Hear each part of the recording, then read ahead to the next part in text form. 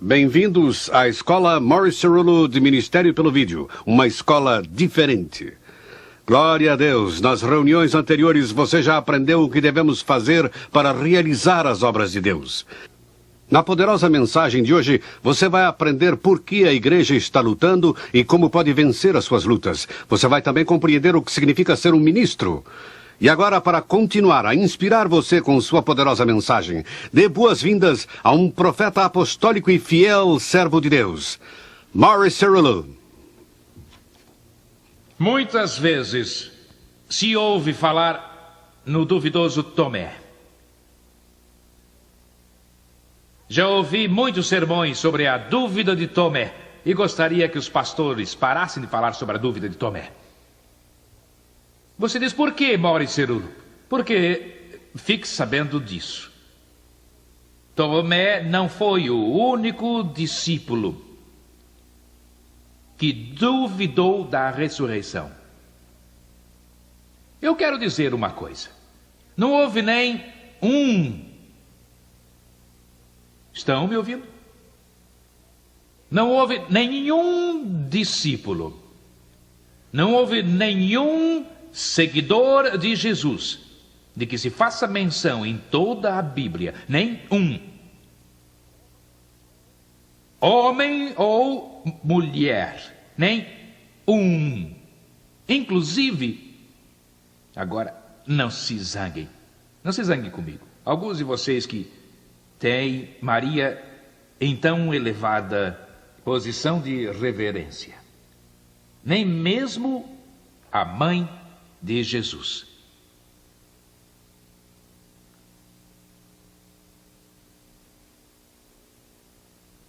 Nem um creu na ressurreição.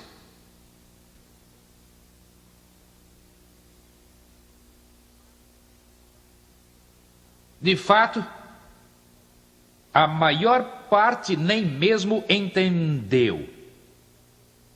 E se houve algum que tivesse entendido, nada se diz quanto a isso. Mas a maior parte nem mesmo entendeu o que se passava quando Jesus morria lá na cruz.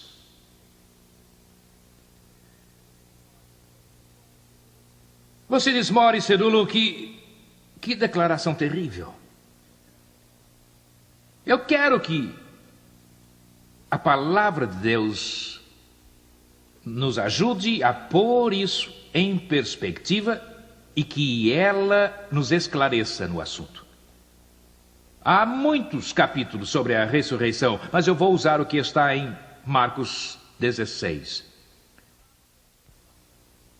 Quando o sábado tinha passado,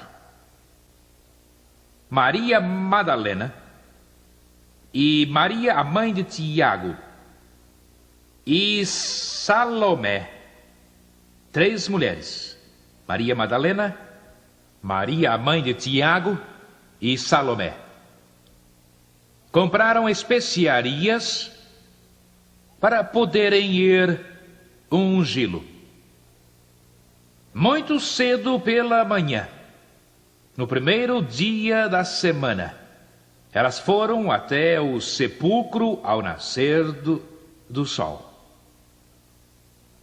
E elas diziam umas às outras, quem nos revolverá a pedra da entrada do sepulcro? Agora, façam a si mesmos a pergunta. Uma pergunta simples. Será que as 3 mulheres creram na ressurreição? Creram? Como sabemos que não creram? Vieram para ungir o corpo morto.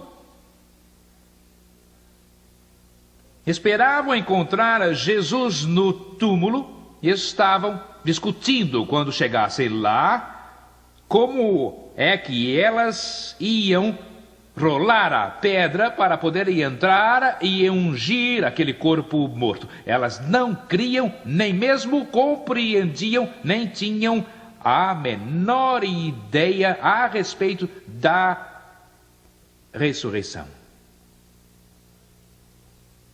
E quando chegaram lá, elas olharam e viram que a pedra estava revolvida, porque era bem grande.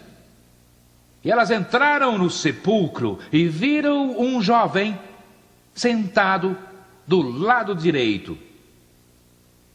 Um anjo, um ser angelical. Estava vestido de uma roupa comprida e elas tiveram medo. E o anjo falou a elas: não se assustem. Vocês buscam a Jesus, que foi crucificado. Ressuscitou. Não está aqui. Vejam o lugar onde o tinham posto.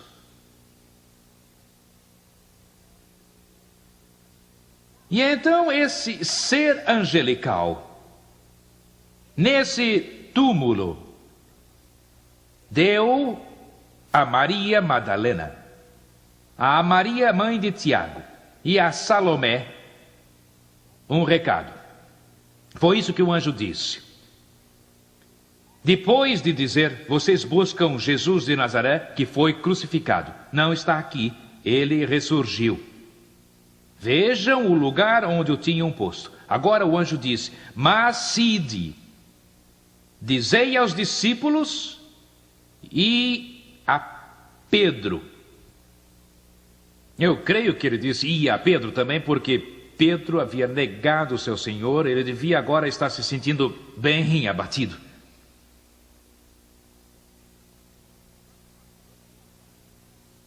Vão agora, digam aos discípulos e a Pedro que ele vai adiante de vocês para a Galileia, e lá hão de vê-lo, e notem bem, como ele já disse a vocês.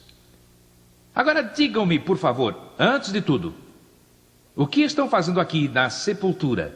Se antes de morrer ele não só disse: eu vou ressuscitar, mas disse que ia encontrá-las num certo lugar.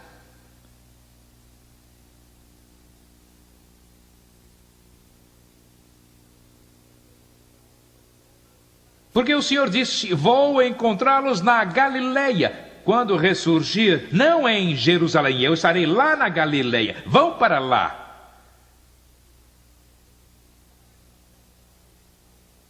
Agora, eu não sei o que se passa em seu espírito, ou como você responderia, mas vou lhe dizer o que as mulheres fizeram.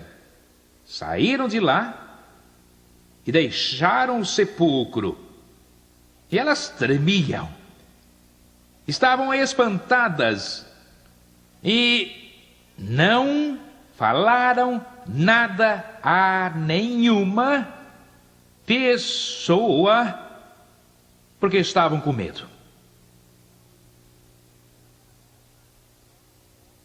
Agora, imagine só, entrando no túmulo, achando a pedra removida, e as roupas fúnebres dobradas, e o lugar em que o tinham posto vazio, e um anjo ali com uma mensagem.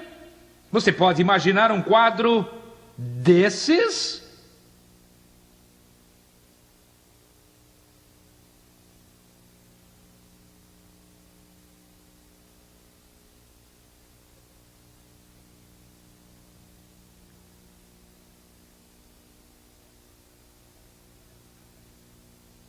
E elas não disseram nada a ninguém.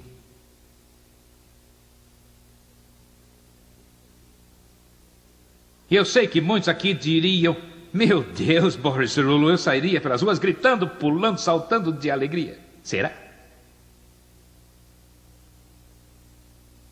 Vamos um pouco adiante. Quando Jesus ressuscitou cedo, no primeiro dia da semana, ele apareceu primeiro a Maria Madalena, de que foram expulsos 7 demônios. E ela saiu e falou a todos aqueles que estavam lamentando. Sabem, aquelas pessoas que o tinham seguido e o julgavam maravilhoso. Mas quando a coisa ficou preta, irmão, ninguém pode achá-los. Onde estavam? Quem sabe, hein?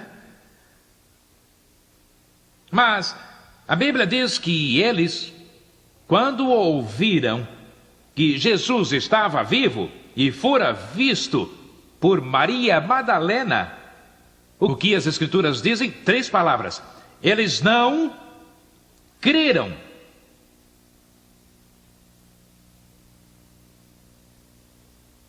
É isso bastante? Pois bem, vamos mais um pouco adiante. Mais tarde, estamos falando sobre a ressurreição. Estamos falando sobre esses grandes heróis da fé. Estamos falando desses homens de Deus que você olha na Bíblia e diz: oh, se eu tão somente pudesse ser como eles. Mais tarde, ele apareceu de outro modo a 2 deles, enquanto iam andando pelo caminho. Mas primeiro apareceu a Maria Madalena. Ela vai...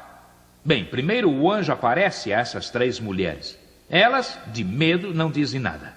Então Jesus aparece a Maria. Ela vai e conta a pessoas muito chegadas a Jesus, que normalmente deviam chorar. E quando ela diz, o mestre ressurgiu, lembram-se do que ele disse? Que ia ressurgir, pois bem, houve. E a Bíblia diz, eles não creram. Agora, Jesus aparece de outra forma a mais 2 deles, que andavam e iam para o campo. E eles foram e contaram aos restantes. E foi assim então que a notícia foi se espalhando. E o que aconteceu? Vemos as mulheres recebendo a mensagem do anjo. Nós vemos as pessoas mais chegadas a ele recebendo o recado de Maria Madalena. E todos os outros agora, todo o resto, todos os outros discípulos, todos os outros apóstolos, todo o resto, os demais, receberam a mensagem daqueles 2 homens, a quem Jesus mesmo apareceu. E eles foram e contaram ao remanescente. E ouçam o que o versículo 13 nos diz: e nem mesmo eles creram.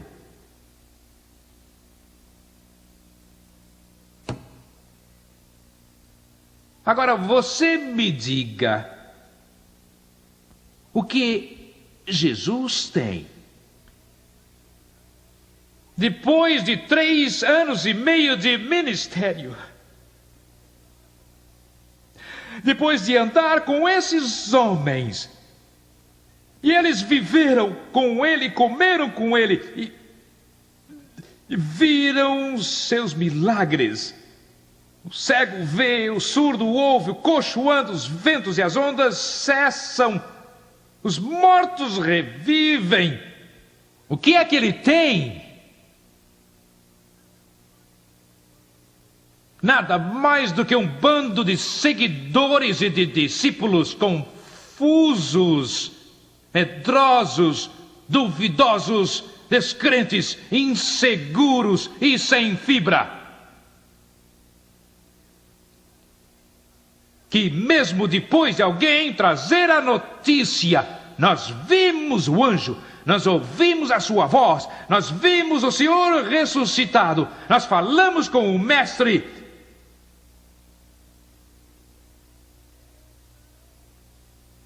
Eles não creram.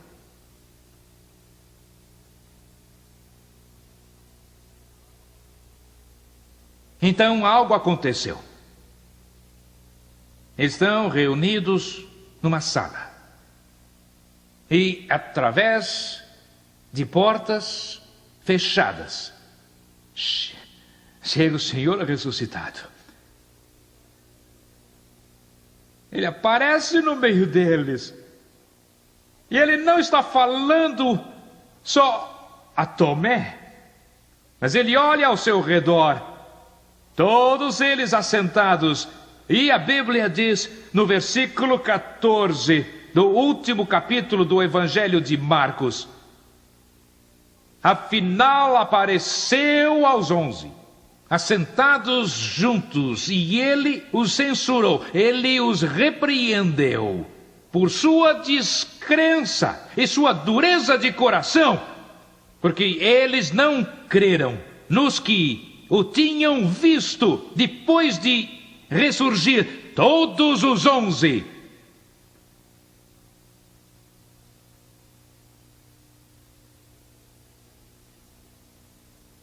E aí Jesus, depois de haver proferido essa censura, essa repreensão: por que vocês não acreditaram nas mensagens que receberam?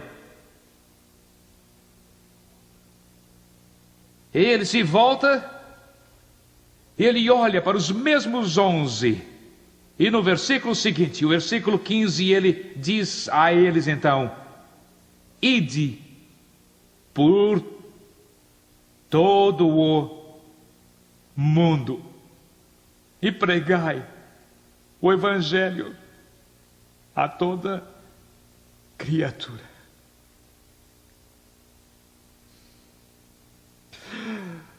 Oh, Deus! Que grupo! Esses 11 que fugiram da cruz, que se apavoraram, que disseram em público: não o conhecemos, que não quiseram crer na palavra dos anjos. Esse grupo, Jesus, algo está errado.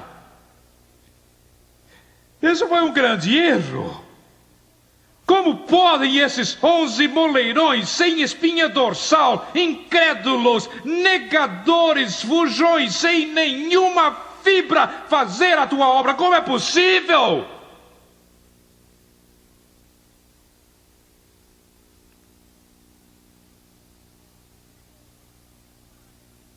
Se fosse uma reunião da sua igreja, e não vou citar nenhuma, escolha o nome que quiser, irmão.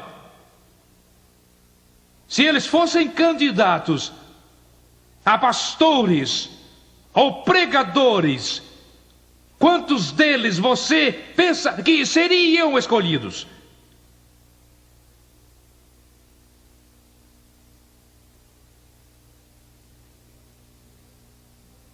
Nenhum deles teria se qualificado para uma ordenação hoje. Nenhum deles teria se habilitado.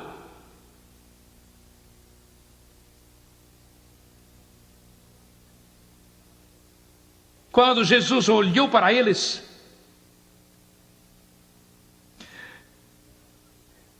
e os viu em tanta fraqueza e tanta descrença, e naquela fragilidade,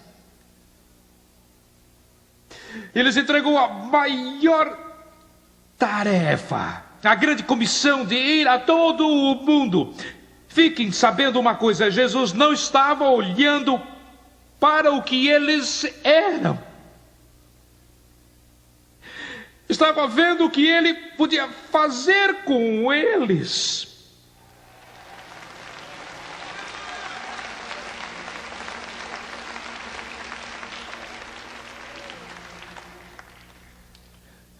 E meu irmão, minha irmã, não importa quem você é aqui hoje, não importa qual é o seu passado, não importa, irmão. Eu quero lhe dizer uma coisa aqui: Deus não depende de quem você é, ou do que você é, ou do que você julga ter, meu irmão, minha irmã. Isso não significa muito para Deus, porque não é quem você é, ou o que você julga que você tem. A única coisa que importa é o que Deus pode fazer de você quando Ele quiser usá-lo.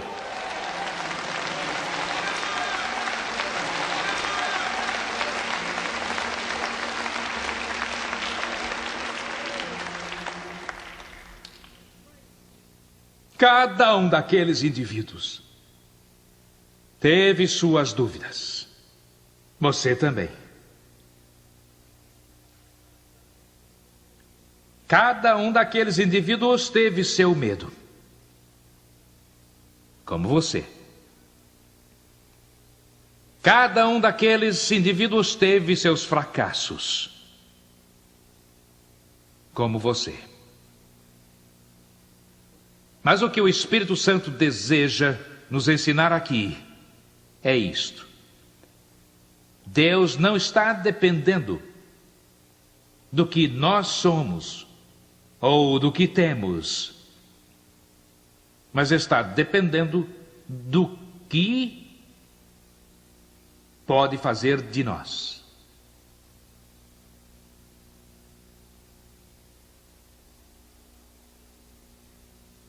Algo aconteceu àqueles discípulos.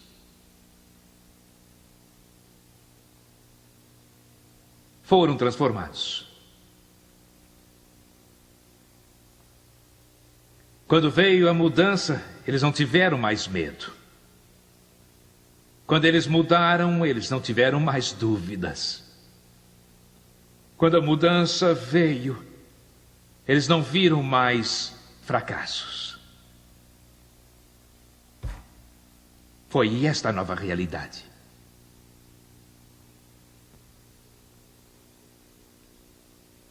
Deus nos deu uma tríplice profecia para essa escola de ministério. 1, sua vida nunca mais será a mesma. 2, você vai saber como fazer as obras de Deus. Isso nos leva a um ponto importante nesta conversa de coração aberto sobre o que devemos fazer para realizar as obras de Deus. Eu quero pôr uma afirmação em seu espírito. Eu desejo falar, em particular, agora, com os nossos ministros, ou os obreiros cristãos. Quantos ministros temos nós aqui? Vamos ver as mãos. Por favor, não abaixem as mãos. Levantem. Levantem bem alto. E os demais, que vergonha. Como vocês podem estar aqui 3 dias e me ouvir ensinar sobre a interpretação do que um ministro é? E agora eu pergunto, quantos ministros temos aqui e só os pastores, ou os professores, ou evangelistas, ou missionários levantam a mão? O que é que os outros pensam que são?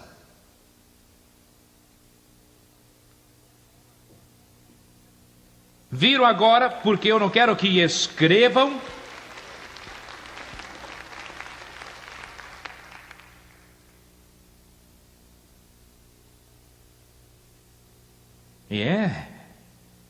A luz está chegando?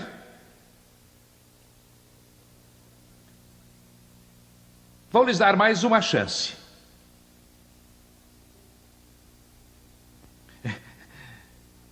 Vejam bem, se vocês ficarem sentados aí sem fazer coisa alguma, o mundo vai para o inferno. E o que eu estou tentando fazer é sacudir você para começar a agir, em vez de ficar aí sentados sem fazer nada mais.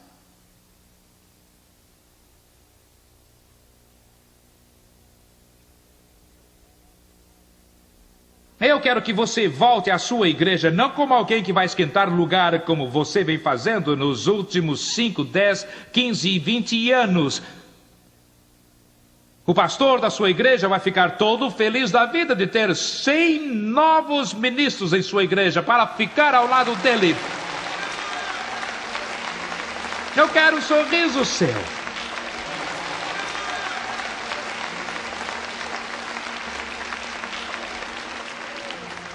Eu quero dizer uma coisa, se eu fosse pastor de uma igreja, eu ia querer a minha congregação cheia de gente igual a vocês. Glória a Deus! Gente que quer fazer alguma coisa para Deus.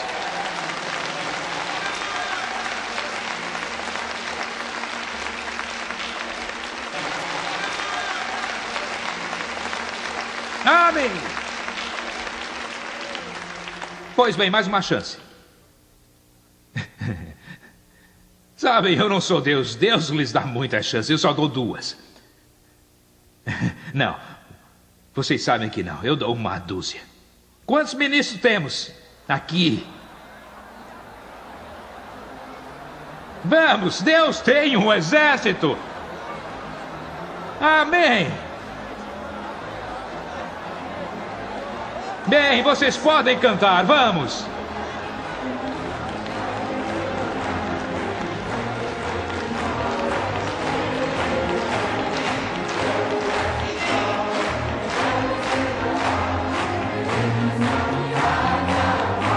Amém.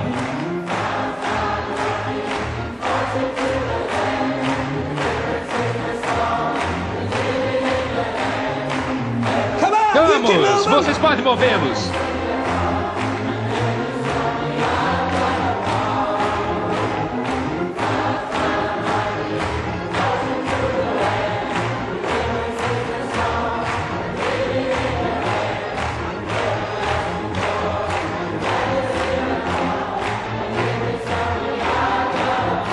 Amém.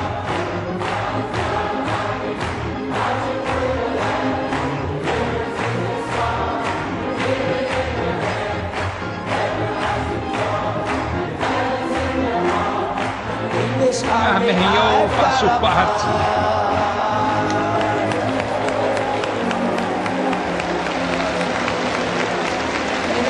Amém. Eu faço parte. Ei, glória a Deus.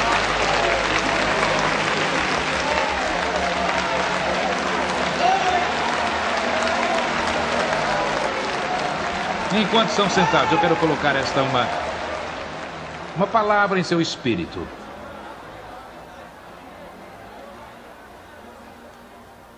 Que devemos fazer, Senhor? Que devemos fazer para poder realizar as obras de Deus? Uma coisa aconteceu a esses discípulos e tem de acontecer a nós. Uma das profecias tríplices para nós é não só que nossa vida não será a mesma, mas que nós vamos saber fazer as obras de Deus. Talvez a declaração mais importante que eu jamais poderia fazer a vocês é esta: o homem nada tem em si mesmo, senão o que recebe do alto.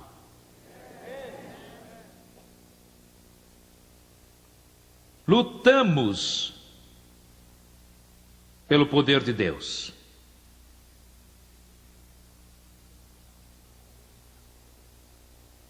E talvez hoje, mais que nunca na história da igreja, existe uma luta na vida de ministros e existe uma luta na vida dos que chamamos obreiros cristãos, mas daqui por diante nós iremos sempre chamar o que de fato nós somos, ministros de Deus. E essa luta é, Morris Cerullo, o que é fé? Eu tenho ouvido muito, tenho aprendido muito. A fé parece ser algo ilusório.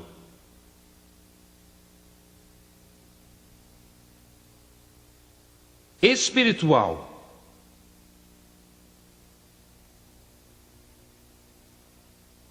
Como eu posso saber que eu a tenho? Como ela opera?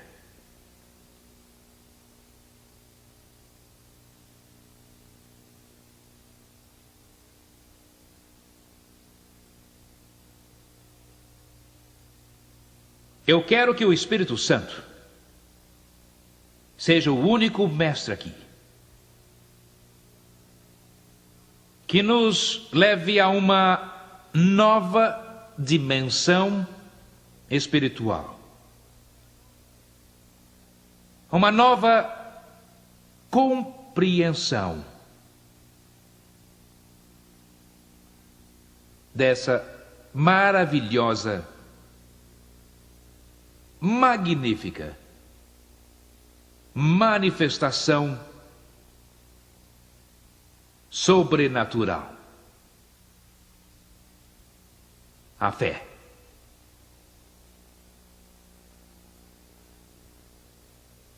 Há uma diferença clara entre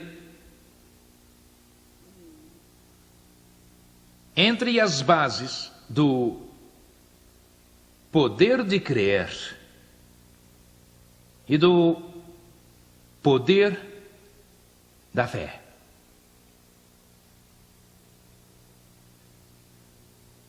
Exercer e demonstrar o poder de crer.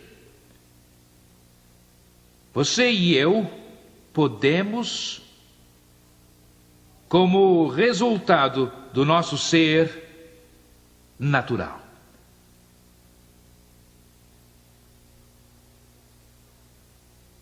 Você resolve na mente crer nisso. Isso é resultado da força de vontade que você possui, que Deus deu a você e a mim. Por isso é que temos tantas pessoas bem-sucedidas no mundo que nada sabem sobre fé, mas sabem muito sobre o poder de crer.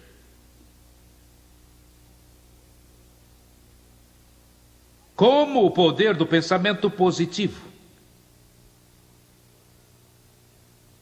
Muitas outras dessas forças naturais que temos dentro de nós mesmos, que podem conduzir-nos na direção de uma atitude boa e forte.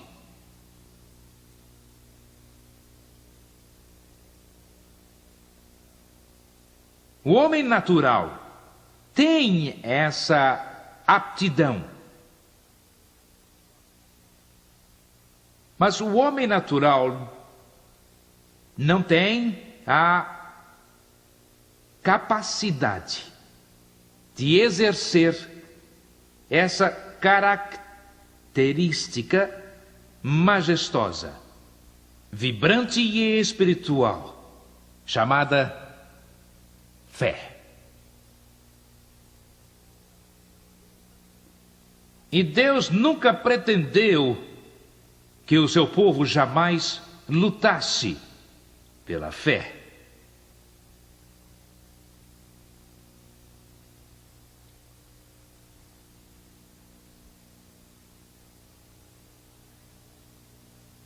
A fé não é um produto humano.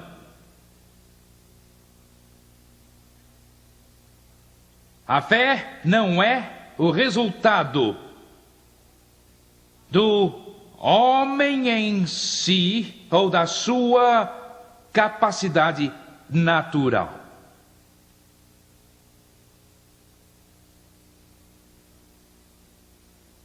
Quando Deus fez o homem e então o pôs no jardim, Ele lhe deu 5 sentidos naturais.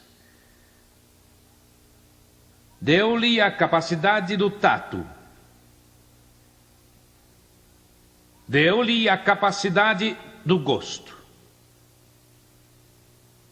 Estes são sentidos. Deu-lhe a capacidade da visão. Deu-lhe a capacidade de ouvir. E deu-lhe a capacidade do olfato. Por alguma razão, quando Deus fez o homem, esses eram os sentidos que ele precisava para viver. 5 sentidos naturais.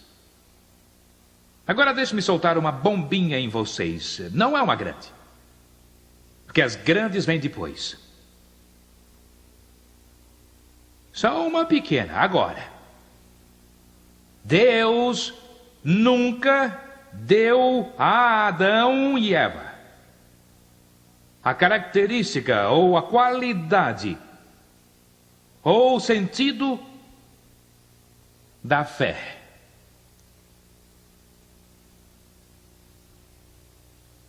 Eles não a tinham.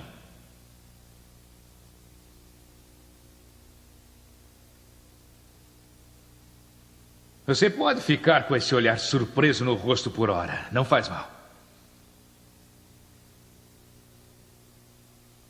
E sabem por que Deus não deu isso a eles? Porque não precisavam dela.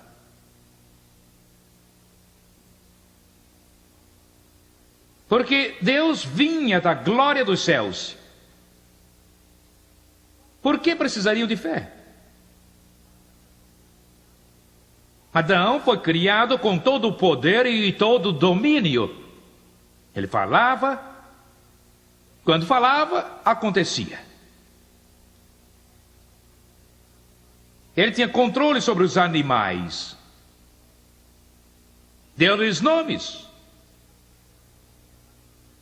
Deus vinha lá do céu e sentava com ele. E aí eles tinham comunhão, e Adão e o Senhor comiam juntos, e Adão então o adorava, e Deus e Adão passavam um longo tempo juntos.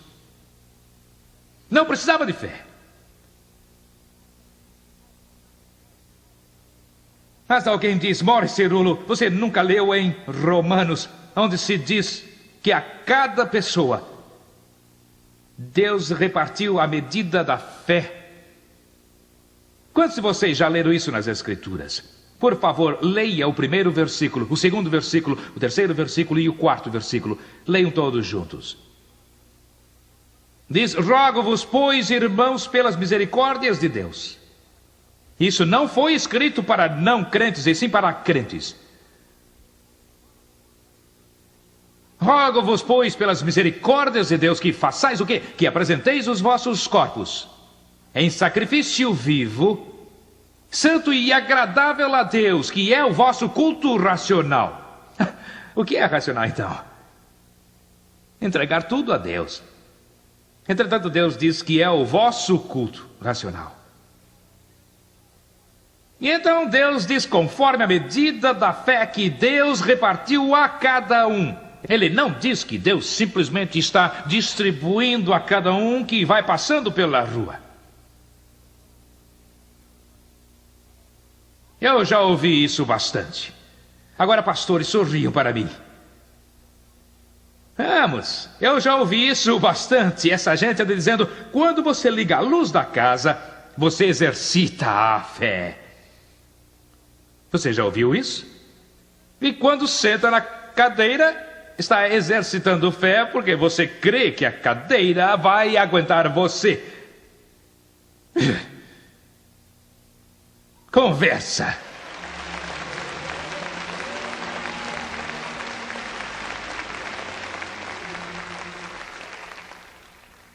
A fé não é uma força natural da vida. O homem não nasce com ela.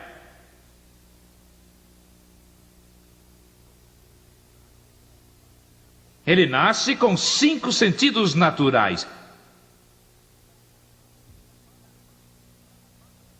tato, paladar, vista, ouvido, olfato.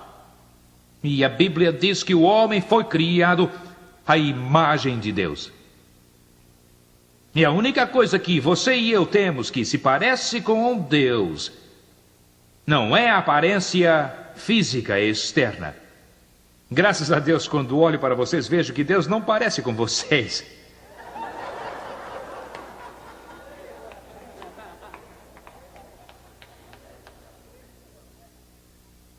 Eu estou certo disso, irmão. Fico alegre que ele não se parece com esse pastor judeu. Não tem meus olhos, não tem meu nariz, nem as minhas feições físicas. Quando a Bíblia diz que fomos criados à imagem de Deus, isso quer dizer que a imagem de Deus está em nosso espírito, dentro de nós, não se acha em nosso corpo físico.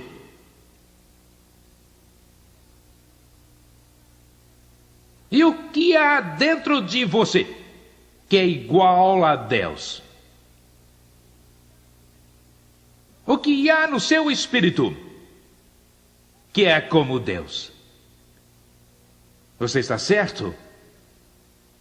Quando Deus nos fez, não nos fez fantoches.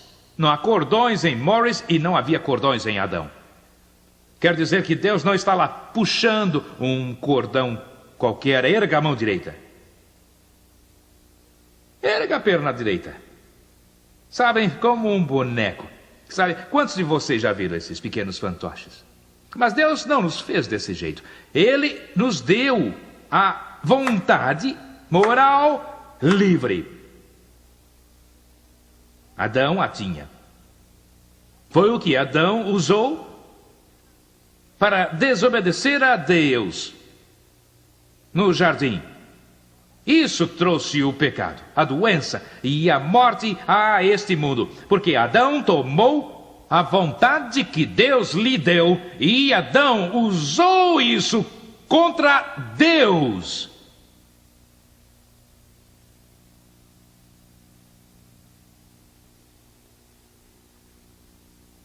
Desobedeceu.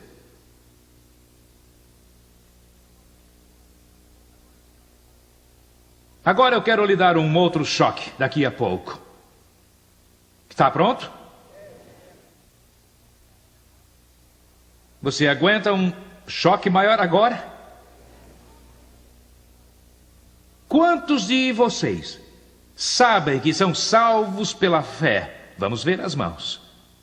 Vamos, acenem para mim. Bem, nós vamos tratar disso agora mesmo.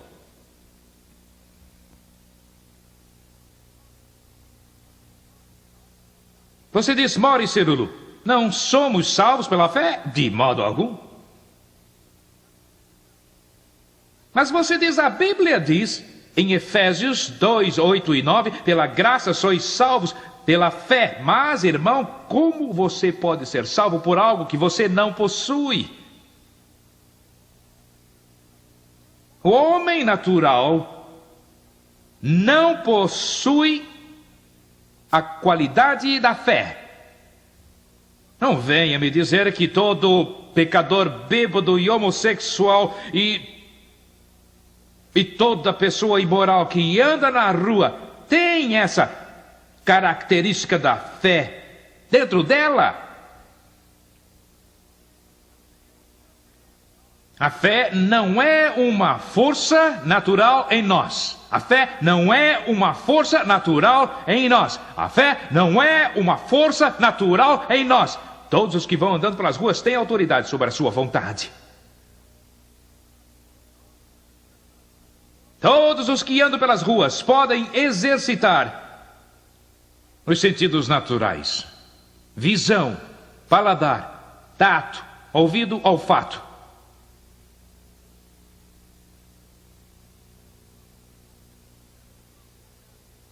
Não vamos tirar o texto bíblico do seu contexto. Vamos ler todos juntos agora, Efésios 2, 8 e 9. Pela graça sois salvos mediante a fé. E isso não vem de vós. É um dom dado por Deus. Não de obras. Vamos continuar a ler? Não de obras. Por quê? Para que ninguém se glorie.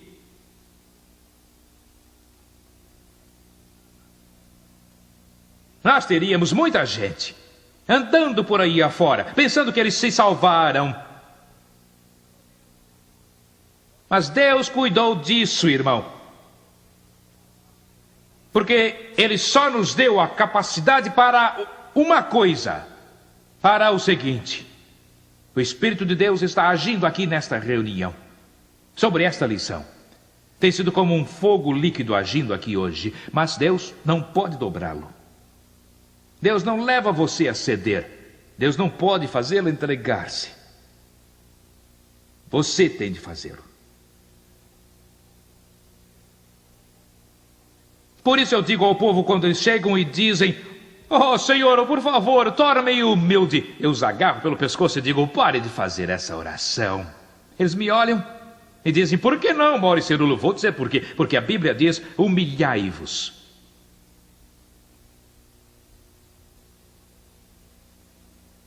De jeito nenhum você pode me convencer que um indivíduo tem a capacidade de poder alcançar e compreender e entender Deus.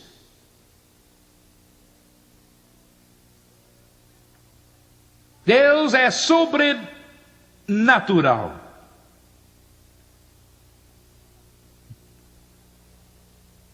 Sabe o que a palavra Deus quer dizer?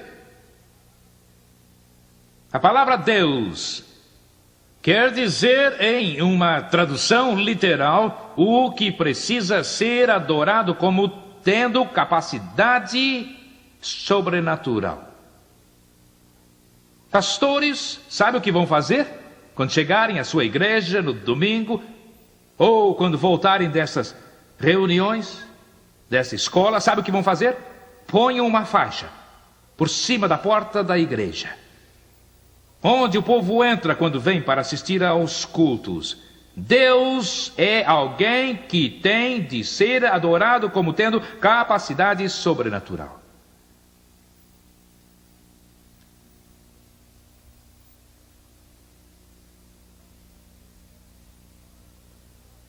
Se nós não entendermos isso, a nossa igreja não tem razão de ser. Porque nos tornamos mais outro clube, como o Rotary Club.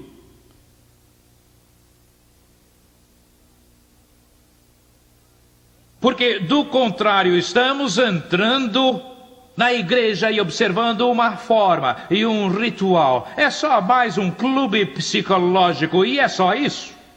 Mas o que nos faz diferentes é o fato de que o Deus que nós vamos adorar lá no templo não é só uma forma, não é só um ritual e não é só mais uma corrente filosófica. Mas nosso Deus é sobrenatural, é alguém que exige, Ele exige que reconheçamos que Ele é sobrenatural. Ele exige isso.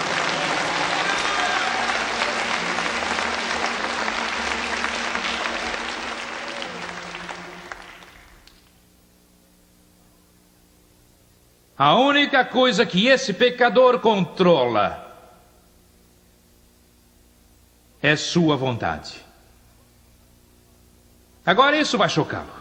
Mas se você recordar sua própria experiência, eu creio que irá entender e vai ver que é verdade.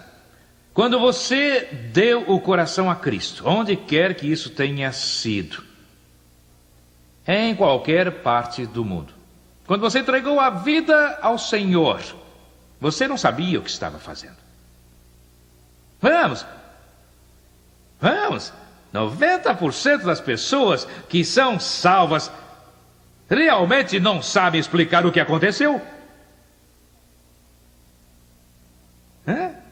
Recorde sua própria experiência. Tudo o que você sabia era que algo estava impulsionando você e que você queria dar sua vida a Deus. O Espírito de Deus estava trazendo convicção ao seu coração e você dizia então: oh Deus, eu me entrego-te minha vida.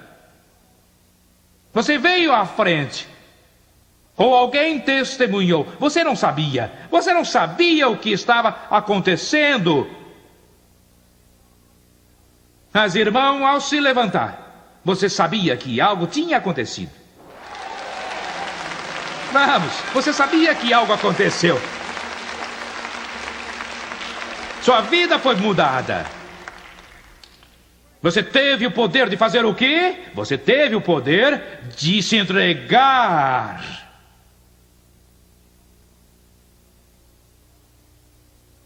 Foi tudo.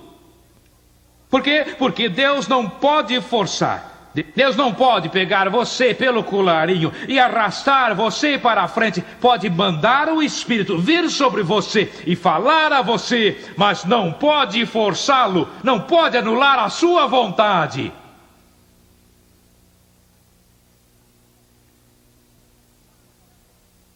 E basicamente, o que é a salvação? Eu vou dizer o que é salvação. Salvação é isso. No jardim do Éden, o homem usou sua vontade em desobediência contra Deus. Na salvação, ele toma sua vontade, que está em direta desobediência a Deus, porque está sob a maldição do pecado. Ele toma essa vontade e ele a entrega de volta a Deus.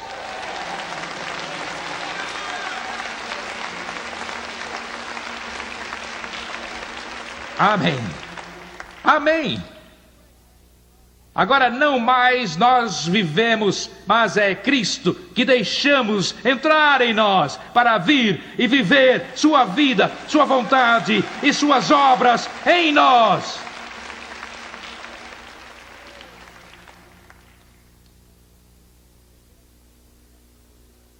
Você ainda não ouviu nada. Eu vou deixar você em suspense.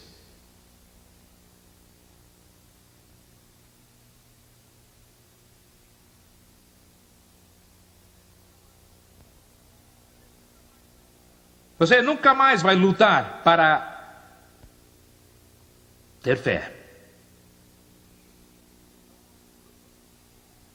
Quando você chega para a cruz e entrega a sua vontade a Deus, pela graça você é salvo pela fé.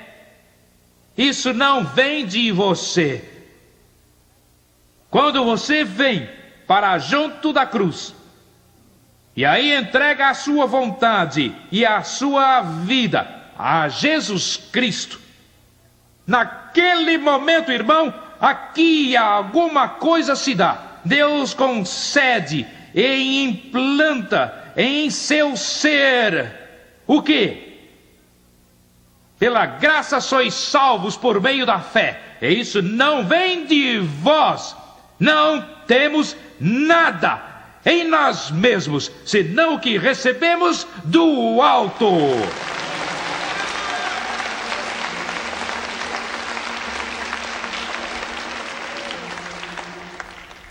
Neste momento, irmão, Deus concede, Deus implanta em você o quê? O quê? O quê? De quem é a fé? De quem é? De quem?